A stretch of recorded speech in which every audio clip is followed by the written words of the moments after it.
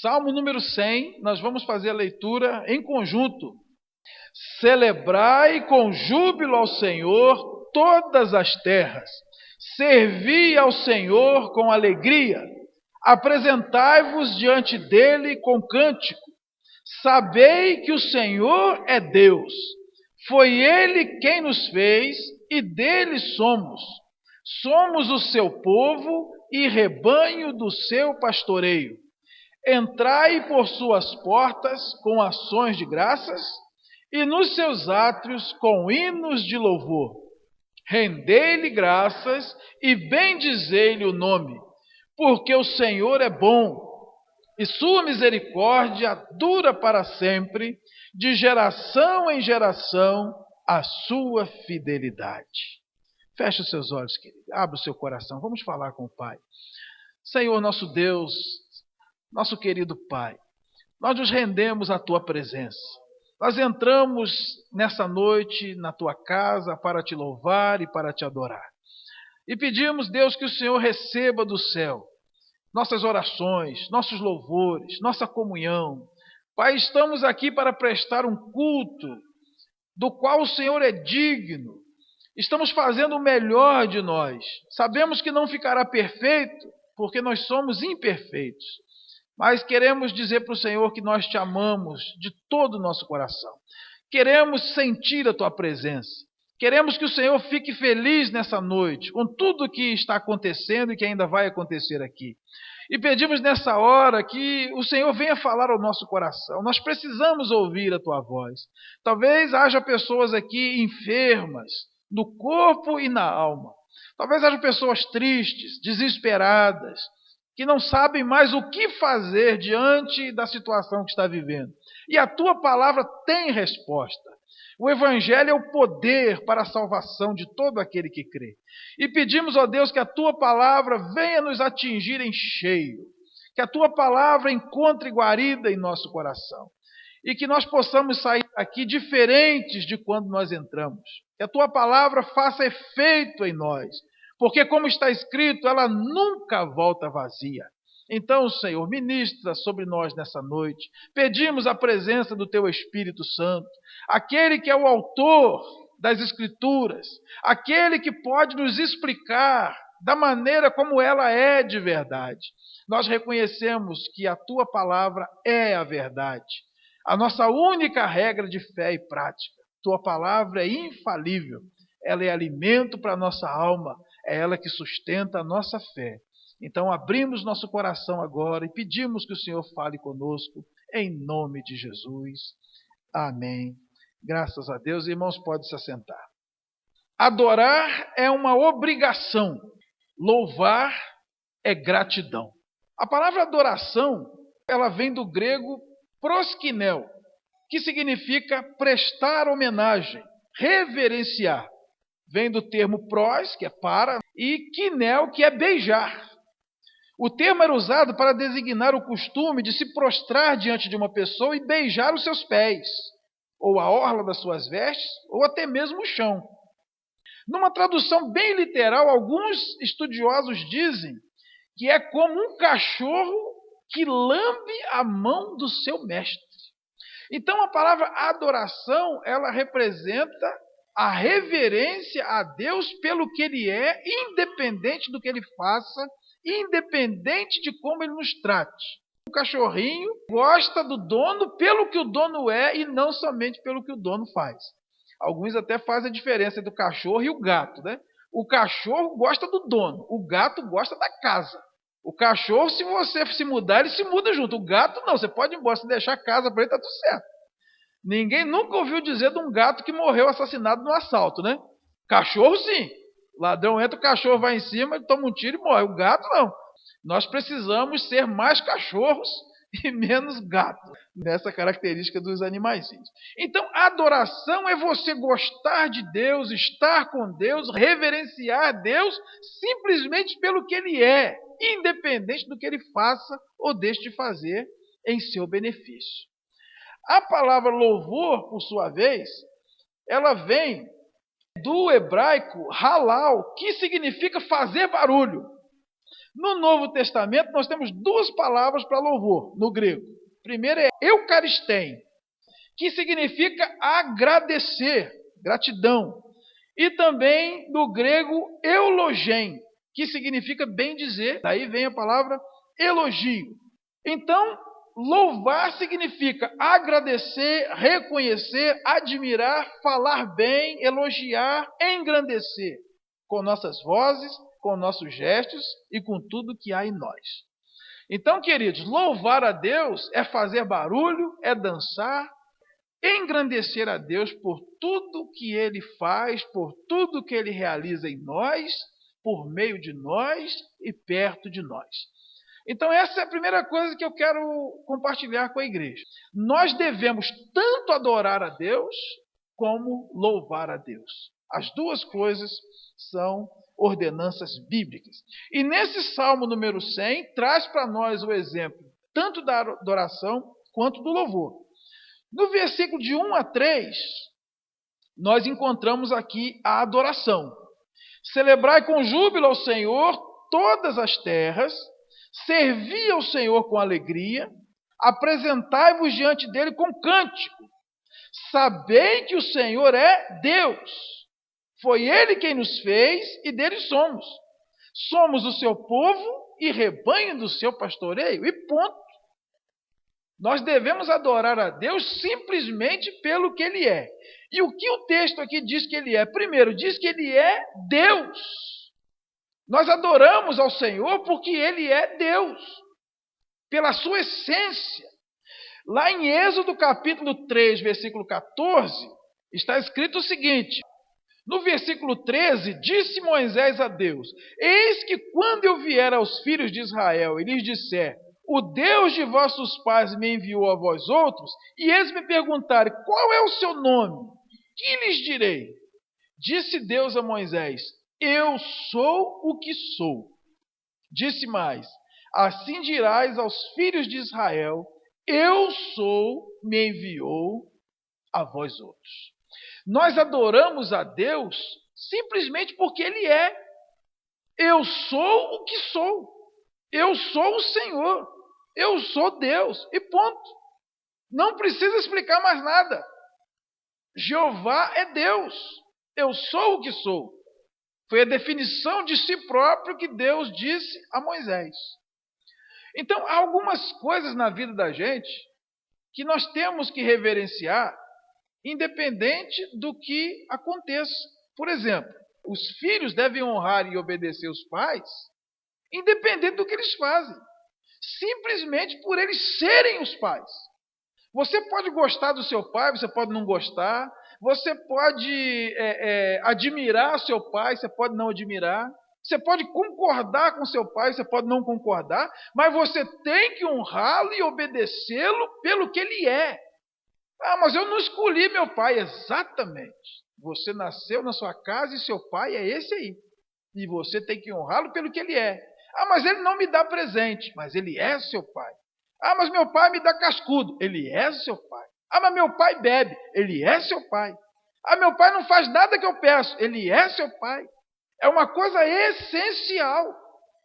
A Bíblia não diz, filhos, honrai os seus pais bons. Honra teu pai e tua mãe para que te vá bem e seja de longa vida sobre a terra. Não importa o que o pai faça ou deixe de fazer. O filho tem que honrar o pai pelo que ele é. E vice-versa.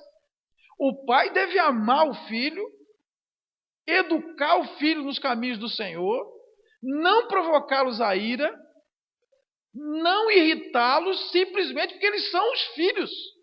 E a Bíblia diz que o filho é herança do Senhor. O filho tem um valor essencial, um valor da sua essência, que não importa se eles são obedientes, não importa se eles estão na igreja, não importa se eles estão nas drogas, não importa se eles estão na cadeia, o pai deve amar o seu filho com amor incondicional. Por quê? Porque eles são filhos. É uma questão de posição. E filho é um presente de Deus para o casal. E independente da situação que ele esteja vivendo, o pai deve amar o filho e fazer de tudo para trazer o filho de volta. Por que nós devemos celebrar o Senhor?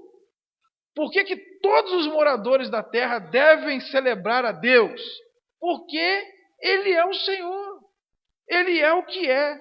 Se Ele não fizesse mais nada, Ele é Deus. Nós somos homens. E nós temos então que nos curvar diante de Deus e reverenciá-lo, porque Ele é o Rei de toda a terra. Por que mais que nós devemos adorar a Deus? Porque Ele é o nosso Criador. Foi Ele quem nos fez.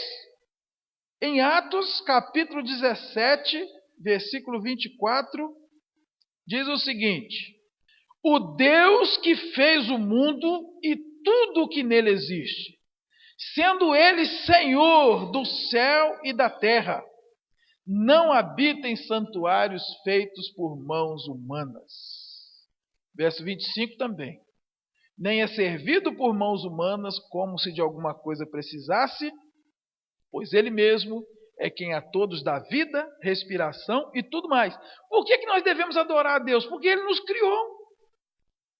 Ele é o oleiro e nós somos o vaso. Ele é o Criador, nós somos criatura. Ele é o infinito e nós somos finitos.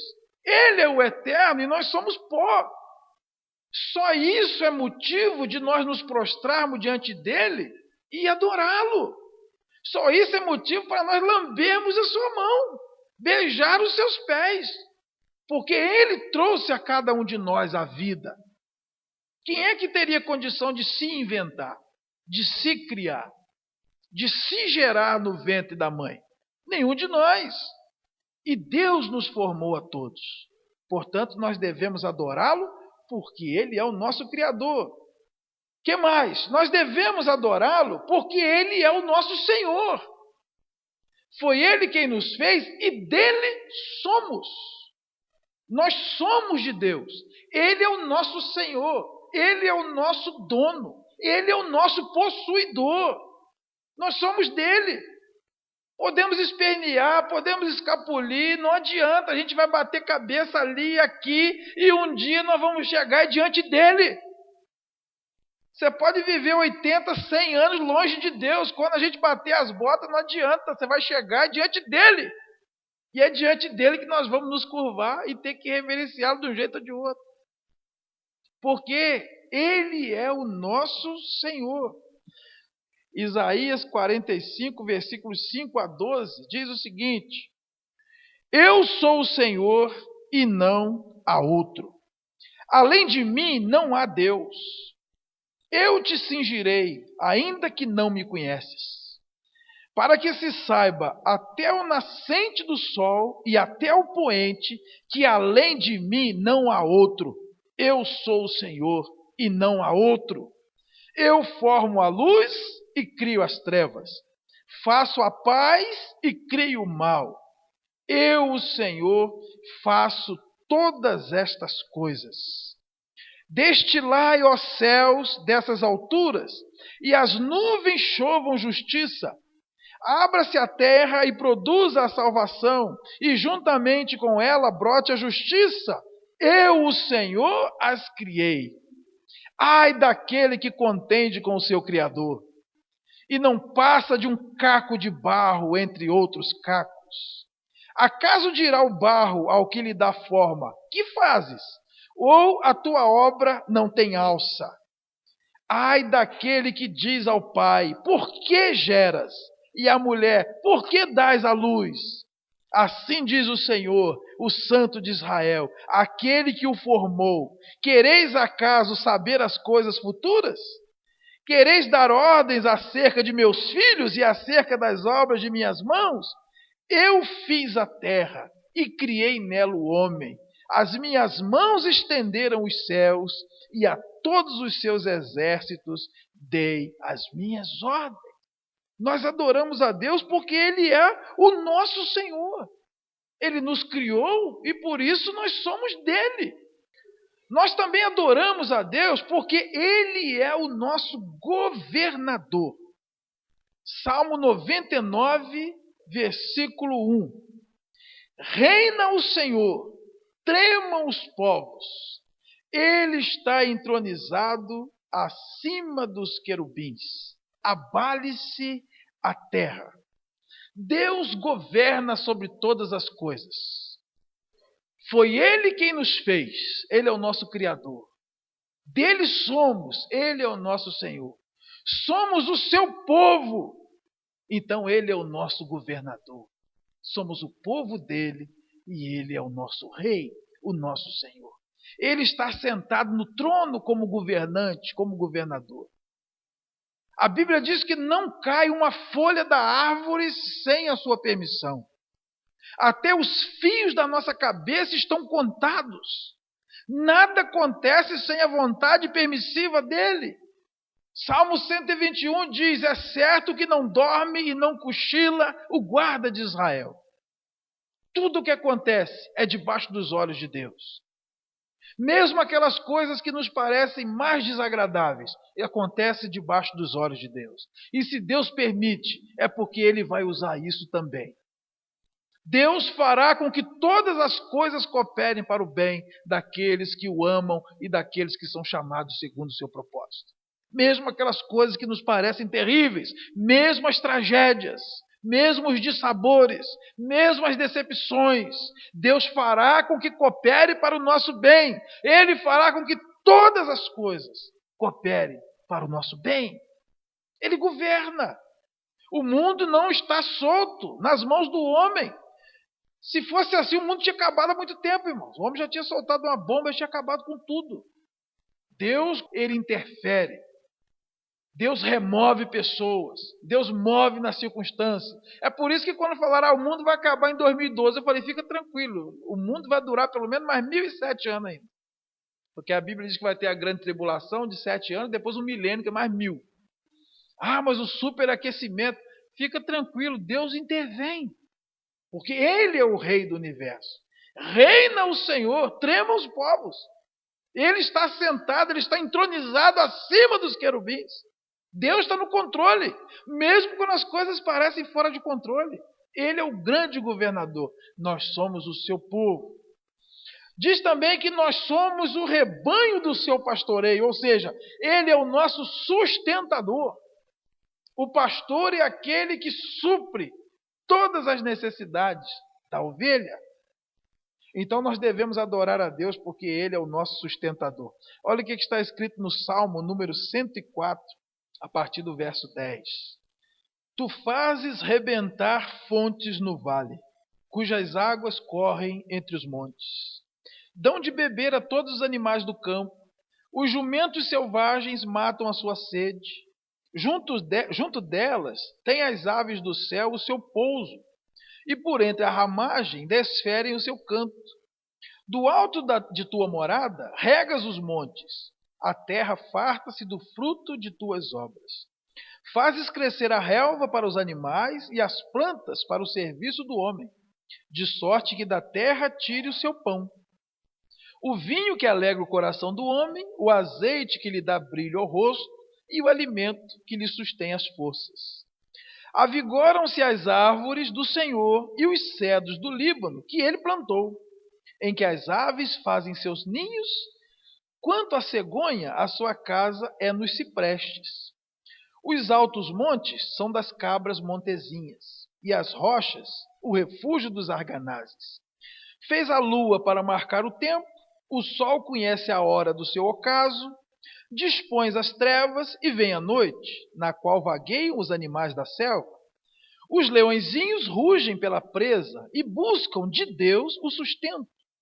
Em vindo o sol, eles se recolhem e se acomodam nos seus covis. Sai o homem para o seu trabalho e para o seu encargo até tarde. Que variedade, Senhor, nas tuas obras! Todas com sabedoria as fizeste. Cheia está a terra das tuas riquezas.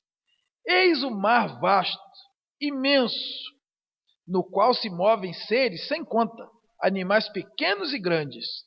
Por ele transitam os navios e o monstro marinho que formaste para nele folgar. Todos esperam de ti que lhes deis de comer a seu tempo. Se lhes dás, eles o recolhem. Se abres a mão, eles se fartam de bens. Se ocultas o rosto, eles se perturbam. Se lhes cortas a respiração, morrem e voltam ao seu pó. Envias o teu Espírito, eles são criados, e assim renovas a face da terra. A glória do Senhor seja para sempre. Exulte o Senhor por suas obras. Com só olhar para a terra, ele a faz tremer. Toca as montanhas e elas fumegam. Cantarei ao Senhor enquanto eu viver. Cantarei louvores ao meu Deus durante a minha vida. Deus é o sustentador da vida.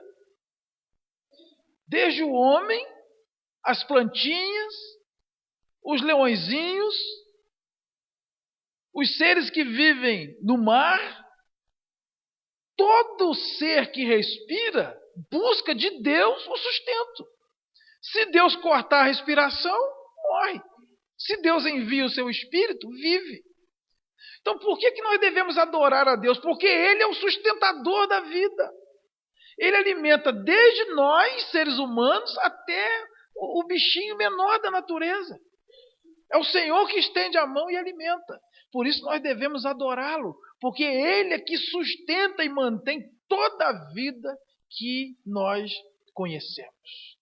Então, queridos, a adoração é uma obrigação de todas as criaturas. Vamos ler o que está escrito em Filipenses, no capítulo 2, versículos 9 a 11. Pelo que também Deus o exaltou sobremaneira, e lhe deu o nome que está acima de todo nome, para que ao nome de Jesus se dobre todo joelho, nos céus, na terra e debaixo da terra, e toda língua confesse que Jesus Cristo é Senhor, para a glória de Deus Pai. Porque Jesus se humilhou, se fez carne, foi obediente até a morte e morte de cruz, Deus lhe deu um nome que está acima de todo nome. E todos terão que adorar ao Rei Jesus. Todo joelho se dobrará, toda língua confessará. No céu, nós podemos falar dos anjos, arcanjos, querubins, serafins, os seres alados, os espíritos dos justos aperfeiçoados, todos que estão no céu estão adorando a Deus. Na terra, nós podemos falar dos homens, dos animais, dos peixes, dos pássaros, tudo que existe. E debaixo da terra, nós estamos falando até mesmo dos demônios, dos seres caídos, que se prostram e adoram o Senhor. Olha o que está escrito lá em Marcos capítulo 5, versículo de 1 a 7. Entremente chegaram à outra margem do mar, a terra dos Gerazenos. Ao desembarcar, logo veio dos sepulcros ao seu encontro um homem possesso de espírito imundo, o qual vivia nos sepulcros e nem mesmo com cadeias alguém podia prendê-lo. Porque, tendo sido muitas vezes preso com grilhões e cadeias, as cadeias foram quebradas por ele e os grilhões despedaçados, e ninguém podia subjugá-lo. Andava sempre, de noite e de dia, clamando por entre os sepulcros e pelos montes, ferindo-se com pedras. Quando de longe viu Jesus, correu e o adorou, exclamando em alta voz: Que tenho eu contigo, Jesus, Filho do Deus Altíssimo? Conjuro-te por Deus que não me atormentes. Até debaixo da terra, até os demônios se curvam e adoram a Deus pelo que Ele é. Não porque amam a Deus, não porque Deus tem sido gracioso para com os demônios, mas simplesmente por quem Ele é. Ele é o Senhor, Ele é o Criador, Ele é o governador, Ele é o sustentador. Então, diante dele se dobre todo o joelho no céu, na terra e debaixo da terra, e o adorem pelo que Ele é, independente do que Ele faz ou venha fazer. Ele é digno de receber toda adoração. Na carta de Tiago, no capítulo 2, versículo 19, está escrito: Crês tu que Deus é um só? Fazes bem. Até os demônios creem e estremecem. Portanto, queridos, adoração é uma obrigação. Todos nós devemos nos prostrar e adorar ao Senhor, o Rei dos Reis o Senhor dos Senhores. E uma coisa interessante na Bíblia, irmãos, em João capítulo 4, versículos 23 e 24, talvez seja uma das poucas coisas que Deus procura. Deus procura adoradores. Mas vem a hora, e já chegou, em que os verdadeiros adoradores adorarão o Pai em espírito e em verdade. Porque são estes que o Pai procura para seus adoradores. Deus é espírito, e importa que os seus adoradores o adorem em espírito e em verdade. Todo joelho terá que adorar, sim, mas Deus procura adoradores que o adorem em espírito. Pessoas que o adorem voluntariamente, uma adoração espiritual. E Deus procura adoradores também que o adorem em verdade, uma adoração sincera, autêntica, não uma adoração de fachada. Porque chegar diante de um altar ou num templo religioso e ajoelhar e botar o rosto na terra, né, e fazer orações bonitas, isso aí qualquer um pode fazer, de fachada. Mas Deus procura adoradores que o adorem em espírito e em verdade. Será que nós estamos prontos para isso, irmãos? Será que nós estamos prontos para nos curvar diante de Deus, independente do que Ele faça para nós? Ainda que Ele diga não a todas as nossas orações, ainda que tudo dê errado, ainda que todos nos abandonem, ainda que eu fique desempregado, ainda que a minha despensa esteja vazia, ainda que eu esteja deitado num leito de hospital e parece que não há solução para a minha saúde, será que mesmo assim eu consigo me prostrar diante de Deus e adorá-lo? Porque Ele é Deus, porque Ele me criou, porque Ele é meu dono, porque Ele é o meu sustentador. Isso é adoração e isso é obrigação. Agora, por que que nós louvamos a Deus? Nós louvamos a Deus pelo que Ele faz. Os versículos 4 e 5 do texto que nós lemos, do Salmo 100, fala de louvor. Entrai por suas portas com ações de graças e nos seus átrios com hinos de louvor. Render-lhe graças e bendizer-lhe o nome. Por quê? Porque o Senhor é bom. A sua misericórdia dura para sempre. E de geração em geração, a sua fidelidade. Agora já não estamos falando mais de adorar a Deus pelo que Ele é, mas pelo que Ele faz, pelos seus atos de justiça, pela sua bondade, pela sua fidelidade, pela sua misericórdia. São atos de Deus para nós. E isso deve ser motivo realmente de muito louvor. A primeira coisa que o texto fala aqui que nós devemos louvar a Deus é porque Ele é bom. E a Bíblia diz, irmãos, que só Deus é bom. Mateus 19, 16 e 17. E eis que alguém aproximando-se lhe perguntou: Mestre, que farei eu de bom para alcançar a vida eterna? Respondeu-lhe Jesus: Por que me perguntas acerca do que é bom? Bom só existe um. Se queres, porém, entrar na vida, guarda os mandamentos. Esse mesmo texto se repete em Marcos 10, 17 a 22 e em Lucas 18, 18 a 23. Quando eles dizem para Jesus: Mestre, que farei eu de bom? No outro evangelho diz: Bom mestre, que farei eu para herdar a vida eterna? Jesus diz: Por que você me chama bom? Porque bom só existe um, que é Deus. Jesus estava dizendo para eles assim: Vocês não acreditam que eu sou Deus? E bom é só Deus? Por que você me chama bom? Se eu não sou Deus, eu também não sou bom. Aliás, se eu não sou Deus, eu sou mentiroso. Se eu não sou Deus, eu sou um farsante. Porque eu estou dizendo para vocês que eu sou Deus. Então por que vocês estão me chamando bom, se vocês não acreditam que eu sou Deus?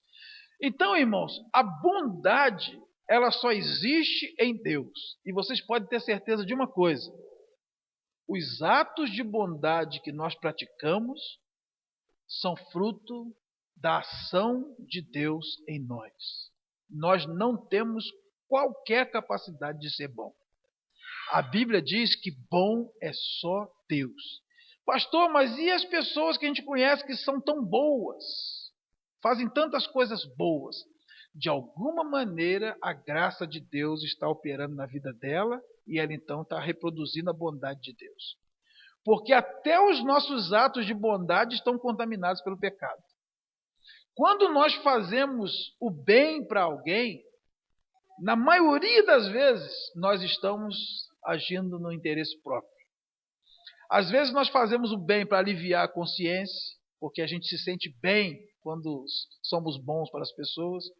Às vezes nós fazemos o bem para a pessoa, porque na verdade o estado que a pessoa está nos incomoda. O camarada está sangrando, eu vou lá, socorro o camarada, faço um curativo nele.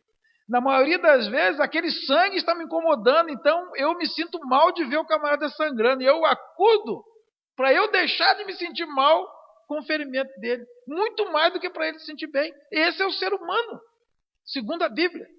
Deus é bom. E a Bíblia diz que toda boa dádiva vem do alto. Está lá em Tiago. Toda boa dádiva vem do alto, do Pai das luzes, em quem não há sombra e nem variação de mudança. Então desconfie da sua bondade, porque geralmente quando nós somos bons, nós queremos algo em troca. Nenhum de nós está preparado para fazer o bem sem querer nada em troca. Quando nós fazemos isso, é fruto da bondade de Deus que está operando em nós. Porque a Bíblia diz que Deus olhou e não viu um bom sequer, um justo sequer. Então nós devemos louvar a Deus, porque Ele é bom. E a sua bondade tem alcançado as nossas vidas. Também devemos louvar a Deus porque a sua misericórdia dura para sempre.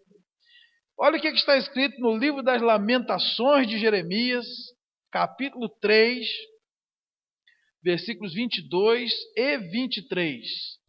As misericórdias do Senhor são a causa de não sermos consumidos, porque as suas misericórdias não têm fim. Renovam-se a cada manhã, grande é a tua fidelidade. Misericórdia, cordes, coração. Miseris, miséria. É como se Deus voltasse o coração para a miséria do ser humano. Isso é misericórdia. Quando nós contemplamos alguém numa situação de miséria, seja espiritual, seja material, seja emocional, e o nosso coração se volta para aquela pessoa. E ao invés de nós a punirmos, ao invés de nós nos afastarmos dela, a gente então se aproxima e faz o bem para aquela pessoa. Nós, às vezes, praticamos alguns atos de misericórdia. E temos que praticar mesmo, porque a Bíblia diz que o juízo é sem misericórdia para aquele que não exerce misericórdia. Mas a misericórdia do Senhor dura para sempre. Elas se renovam a cada manhã, elas não têm fim e elas são a causa de não sermos consumidos. Porque, irmãos, diante de Deus, todos nós somos pobres e miseráveis. Nós nascemos nus e nus voltaremos ao túmulo. Nós não temos nada. Nós não somos nada. O melhor de nós, aos olhos de Deus, é como trapo de imundície. Deus olhou e não viu um justo sequer. E diante dessa situação caótica, de miséria, Deus voltou o seu coração para nós. E Ele faz isso todo dia pela manhã. É por isso que nós estamos vivos até aqui. Não fosse a misericórdia do Senhor, não haveria um ser humano vivo na face dessa terra. Então nós devemos louvar a Deus pela sua misericórdia. Cada dia que você acorda de manhã, que o relógio despertou, ou o galo do vizinho cantou, e te despertou, você acordou, você deve dizer, louvado seja o nome do Senhor. Eu acordei, as misericórdias do Senhor se renovaram mais uma vez na minha vida. Isso é motivo de louvarmos a Deus. Também devemos louvar a Deus porque a sua fidelidade, ela dura de geração em geração. Vamos voltar lá em Deuteronômio, capítulo 7, versículo 9. Saberás, pois, que o Senhor teu Deus é Deus. O Deus fiel, que guarda a aliança e a misericórdia até 1000 gerações aos que o amam e cumprem os seus mandamentos. A fidelidade do Senhor é de geração em geração. E tem sido assim, irmão, desde Adão e Eva. Deus sempre preservou um remanescente fiel. E a sua fidelidade tem vindo de geração em geração. E quando nós passarmos, a fidelidade de Deus vai perdurar sobre os nossos descendentes, sobre nossos filhos, sobre nossos netos, sobre nossos bisnetos. Porque a fidelidade do Senhor é de geração em geração. A palavra de Deus diz que mesmo quando o homem é infiel, o Senhor permanece fiel, porque ele não pode negar-se a si mesmo. Nós, seres humanos, quando temos uma aliança com alguém, e esse alguém é infiel, dá vontade da gente pagar com a mesma moeda. Ah, ele te traiu? Trai ele também. Ah, ele te prejudicou? Prejudica ele também.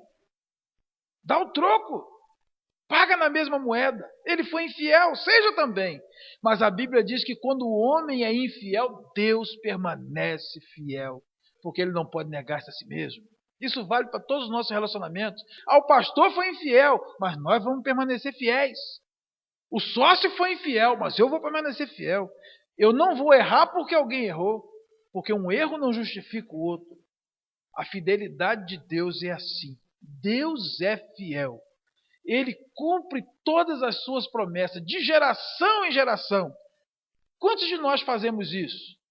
Você que tinha uma dívida de boca com um cidadão e ele morreu. Você não tinha nada assinado com ele. Era uma questão de honra. Você vai ser fiel e vai pagar para o filho dele? Quantos fazem isso? Não, não importa, ele morreu. Mas a geração dele continua, então eu vou ser fiel e vou honrar meu compromisso com a geração dele.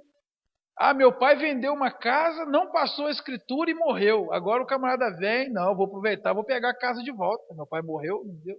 Mas você vai ser fiel. Meu pai fez um negócio, eu vou honrar o negócio que meu pai fez. Onde que eu assino aqui? Você comprou mesmo, a casa é sua. Deus é assim, não é porque aquela geração passou, eu prometi para eles, agora é outro. Não, as promessas de Deus permanecem para sempre. De geração em geração, a sua fidelidade. Porque Deus zela pela sua palavra para a cumprir. Então isso é motivo de nós louvarmos a Deus. Porque a sua fidelidade não passa. Sua fidelidade é grande. Sua fidelidade é de geração em geração. A Bíblia diz, irmãos, que todos deveriam louvar a Deus. Está lá no Salmo 150, no versículo 6. Todo ser que respira, louve ao Senhor. Aleluia. Vocês sabem o que significa aleluia, né?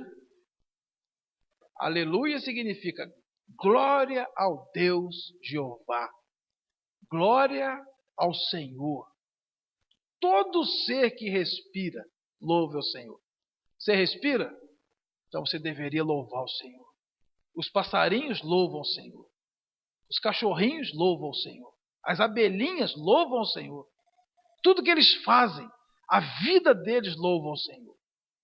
Talvez nós sejamos a única criatura na face da terra que tem opção de louvar ou não louvar. Todas as demais não têm opção. O ser humano precisa querer adorar. Deus não quer ser adorado à força. Por isso ele não nos programou como um robozinho para adorá-lo. Apesar de todas as criaturas terem obrigação de louvar a Deus, na verdade o louvor é prerrogativa daquele que confessa o nome do Senhor. Em Hebreus, no capítulo 13, versículo 15, está escrito o seguinte: por meio de Jesus, pois, ofereçamos a Deus sempre sacrifício de louvor, que é fruto de lábios que confessam o seu nome. O louvor é fruto de lábios que confessam o nome de Jesus. Adoração é obrigação de todos. Celebrai com júbilo ao Senhor todas as terras. Talvez na sua tradução venha assim: todos os moradores da terra. Mas o louvor não. Porque só louva a Deus quem confessa o seu nome. Porque o louvor é fruto de gratidão. Se eu não acredito em Deus, se eu não entreguei minha vida a Deus, como é que eu vou louvá-lo? Não faz sentido. Quando alguma coisa acontece de bom, eu digo, dei sorte, corri atrás, foi minha competência, foi minha inteligência. Glória a mim. Louvado seja o meu nome. Se eu não acredito em Deus, como é que eu vou louvá-lo? Só louva a Deus aquele que confessa o seu nome, aquele que é crente em Deus, em Jesus Cristo. Esse, quando as coisas boas acontecem, quando ele vê a bondade de Deus se manifestando, quando ele vê a fidelidade de Deus se manifestando, quando ele vê a misericórdia de Deus se manifestando, ele ergue a mão e louva a Deus, porque ele sabe que tudo que existe vem das bondosas mãos de Deus. Aí ele louva. É fruto. Fruto é uma coisa que não se fabrica, nasce espontaneamente. Quando acontece alguma coisa boa, o crente diz logo, glória a Deus. O filho liga, mãe, passei no vestibular. Na hora, filho, louvado seja Deus. O pai não diz, parabéns, meu filho, você é inteligente mesmo, eu sabia que você... Não, o crente vai dizer, glória a Deus. Louvado seja Deus. Alguém passa uma mensagem, fui chamado para trabalhar. Louvado seja Deus. Aleluia, glória a Deus. O louvor vem assim espontaneamente. Mãe, me pediram em casamento. Louvado seja Deus, aleluia. É natural. É fruto dos lábios que confessam o seu nome. Quando as coisas boas acontecem, o crente tem louvor na hora, já levanta a mão. Deus, obrigado. Louvado seja o teu nome. E uma coisa interessantíssima, irmãos, que nós não vemos a respeito da adoração, mas que vemos a respeito do louvor. 1 Coríntios, capítulo 4, versículo 5. Portanto, nada julgueis antes do tempo, até que venha o Senhor, o qual não somente trará à plena luz as coisas ocultas das trevas, mas também manifestará os desígnios dos corações. E então, cada um receberá o seu louvor da parte de Deus. Olha só. Hoje nós louvamos a Deus pela sua bondade, pela sua fidelidade, pela sua misericórdia, por tudo que Ele faz em nós, por nós e perto de nós. Um dia Deus vai louvar a gente. Quando nós chegarmos no céu, depois de tanto louvar a Deus na terra, Deus vai louvar o crente. Você nunca vai ler e dizer que Deus vai adorar o crente. Mas Deus um dia vai louvar o crente. Porque louvor o que é? É elogio. É reconhecimento. Muito bem, servo bom e fiel. Foste fiel no pouco. Sobre o muito te colocarei. Entra no gozo do teu Senhor. Vinde bendito de meu Pai. Toma posse do reino que vos está preparado desde a fundação do mundo. É Deus louvando o crente. Crente bom. Se for nordestino, eu vou falar cabra bom. Pedra 90.